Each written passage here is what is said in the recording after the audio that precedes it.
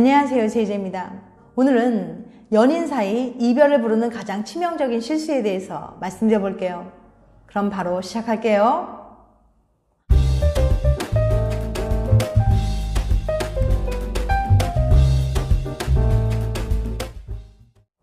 우리는 어쩌다 이렇게 됐을까? 이별은 종종 예고도 없이 찾아옵니다. 우리 사이가 도대체 언제부터 잘못된 건지 알지도 못한 채 그렇게 이별을 맞게 되기도 하죠. 그러나 분명한 건 연애가 끝나는 데는 다 그만한 이유가 있었다는 사실이에요. 단지 내가 모르고 있었을 뿐. 이유를 알 수 없는 이별 때문에 힘들어하는 분들이라면 god의 모르죠라는 노래를 한번 들어보세요. 이 노랫말 속의 이야기를 들여다보면서 나만 모르는 우리가 헤어진 이유를 찬찬히 알아보겠습니다. 어디서부터가 잘못이었을까?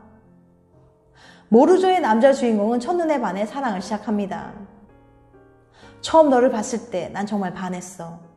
가슴이 두근거려 잠을 잘 수가 없었어. 내가 사람들과 얘기하는 모습, 웃고 떠들고 장난치는 모습, 난 한순간도 눈을 뗄 수가 없었어. 그러나 행복은 오래가지 않았어요. 곧 크고 작은 의견 차이가 생겼고 관계는 조금씩 삐걱거렸죠. 노래 속 남자 주인공은 그때를 이렇게 회상합니다. 행여 나를 떠나진 않을까 하는 생각에 내가 하고 싶다고 하면 뭐든지 다 하게 해줬어. 너의 말도 안 되는 주장 다 들어줬고 그러다 보니 너만의 세계는 점점 커져갔어. 남자는 나름대로 최선을 다했다며 헤어진 연인에게 이렇게 이야기해요. 네가 혹시라도 헤어지자고 하지 않을까? 상대가 하고 싶다는 건 뭐든지 다 들어줬다고요. 자신은 이렇게 상대방을 배려해줬는데 정작 상대방은 자기 멋대로만 하려고 했다는 거예요. 내가 모를 수밖에 없는 이야기. 글쎄요. 그런데 가사를 잘 살펴보면 한 가지 걸리는 부분이 있어요. 주인공은 억울하다는 듯이 말했지만 사실 가사 처음부터 끝까지 여자친구의 생각이나 의견 한마디도 드러나지 않은 거예요. 오직 자기만의 최선을 다했을 뿐 그게 상대 입장에서 어땠는지 전혀 모르고 있었다는 거죠. 이거 남 얘기 아닙니다. 연애할 때 우리는 나도 모르는 사이에 아주 흔하게 저지르는 착각이에요. 연인과 다투면서 나는 잘해보려고 하는 건데 왜 이해 못해주나 같은 생각 한 번쯤 해보셨죠? 심리학에서는 이런 착각을 귀인 오류라고 부르는데요. 이런 귀인 오류에 빠진 사람이라면 자기 잘못을 알아차리기도 인정하기도 어려울 수밖에 없습니다. 난 최선을 다하고 있어. 얜 나한테 관심이 없나? 넌 어쩜 끝까지 그러니? 모르죠의 남자 주인공은 결국 애인을 탓하며 이별을 통보합니다. 그러나 그는 여기서 또 한 번의 귀인 오류를 저지르고 말아요. 헤어지자는 말, 참 생각처럼 나오지 않더군. 막상 너의 얼굴을 보니 그냥 입이 떨어지지 않더군. 그래서 결국 전화를 걸어 미리 적어놓은 종이를 보며 계속 읽어 내려가고 내가 할 말만 하고 그냥 전화를 끊었지. 이거 보세요. 남자친구가 어느 날 전화를 해서는 자기 할 말만 툭 남기고 헤어지자고 하는 거잖아요. 듣는 여자친구 입장에서 얼마나 황당하겠어요. 남자는 이런 성의 없는 이별 방식에 대해 입이 떨어지지 않는다는 이유를 댔지만 사실 이렇게 이별을 통보하는 경우가 어디 있습니까? 이뿐만이 아니에요. 남자는 이별을 고한 뒤 이렇게 외칩니다. 모르죠. 그대는 정말 나를 모르죠. 헤어지는 이 순간조차 그대는 내 맘 모르죠. 일방적으로 헤어지자고 한 건 본인이면서 오히려 넌 나를 모른다며 상대방을 원망하다니요. 자기 자신도 상대방 심정이 어떤지 까맣게 모르고 있다는 사실을 잊은 채로 말입니다. 나도 모르게 이별에 가까워진 이유. 이렇게 모르죠의 남자 주인공은 자기도 모르는 사이에 다가온 이별에 괴로워합니다. 가사만 보면 남자가 참 어리석고 자기밖에 모른다고 생각하실 수도 있는데요. 중요한 건 한 번쯤 내가 혹시 나만 생각했던 건 아닐까 하고 자신을 돌아볼 줄 아는 태도예요. 모르죠 속 연인도 그때그때 속 시원히 마음을 털어놓고 상대방의 생각을 들을 수 있었다면 이렇게 이별하진 않았을 텐데 말이에요. 사실은 말이야. 정말? 난 그것도 모르고 이렇게요. 여전히 너는 내 맘 모른다며 상대 탓만 한다면 뼈아픈 이별을 하고도 상처만 늘어나갈 뿐입니다. 사랑이라는 건 참 쉽지 않더군.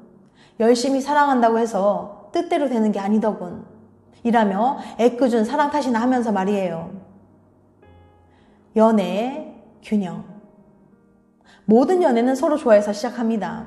하지만 애정의 크기가 두 사람 다 똑같은 건 아니에요. 한 사람이 더 많이 좋아할 수도 있고 헤어지고 싶지 않은 만큼 마음이 클 수도 있죠. 왜 커플들을 보면 둘 중에 먼저 헤어지자고 할 것 같은 느낌이 드는 사람들이 있잖아요. 덴버 대학의 심리학과 스콧 스탠리 교수는 연구를 통해 커플 중 먼저 헤어지자고 하는 사람의 특징 7가지를 분석했습니다. 쉽게 헤어지자고 말하는 사람들의 7가지 특성. 첫 번째, 다른 사람을 쉽게 만날 수 있다고 생각하는 사람. 나 정도면 뭐 언제든 좋은 사람 만날 수 있어. 내가 이 사람과 헤어져도 다른 좋은 사람을 쉽게 만날 수 있다는 생각을 갖고 있는 사람은 헤어지자고 얘기할 확률이 높습니다. 두 번째, 관계에 애착이 없는 사람. 너는 너, 나는 나라고 생각하는 사람 역시 먼저 헤어지자고 할 확률이 높아요. 관계에 애정이 별로 없기 때문에 그만큼 떨어지기도 쉬운 거죠. 세 번째, 관계에 에너지를 덜 쏟는 사람. 연애를 하면 당연히 돈, 시간, 노력, 감정 같은 유무형의 에너지를 쓰게 됩니다. 에너지를 덜 쏟는 사람일수록 연애를 쉽게 그만둡니다. 헤어져도 아까울 게 없으니까요. 네 번째, 절대 헤어지지 않겠다는 의지가 약한 사람. 연애에서도 의지가 중요합니다. 아무리 싸우고 힘든 일이 있어도 이 관계를 포기하지 않겠다는 다짐이죠. 관계를 이어가려는 의지가 약하면 그만큼 쉽게 헤어질 가능성이 올라갑니다. 다섯 번째, 관계의 먼 미래를 생각하지 않는 사람. 6개월 뒤에도 사귀고 있을까? 모를 일이지. 관계의 먼 미래를 그려본다는 건 이 사람과 헤어지지 않고 계속 함께하고 싶다는 뜻입니다.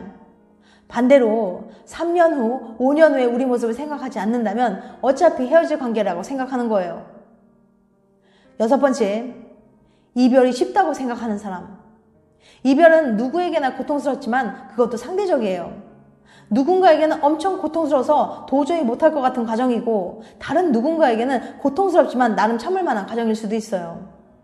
이별이 별거 아니라고 생각한다면 쉽게 이별을 선택할 확률이 높아요. 일곱 번째, 주위에서 헤어지라는 말을 듣는 사람. 너 아직도 걔 만나니? 주변 사람이 얼마나 우리 관계를 응원하고 지지해주는지 역시 이별에 큰 영향을 미칩니다. 그 사람에게 큰 영향을 미치는 가까운 친구, 가족 등이 연인을 별로 탐탁지 않게 생각한다면 쉽게 헤어질 수밖에 없겠죠. 이 7가지 기준을 가지고 당신과 연인의 관계를 한번 되돌아보세요. 만약 우리가 헤어지게 된다면 누가 먼저 헤어지자고 할지, 둘 사이의 핵심의 문제는 무엇인지 알아볼 수 있을 거예요. 지금까지 연인 사이의 이별을 부르는 가장 치명적인 실수에 대해서 말씀드렸어요. 다음엔 더 재밌고 유익한 영상을 찾아뵐게요. 끝까지 시청해주셔서 감사합니다. 다음에 또 봬요. 안녕.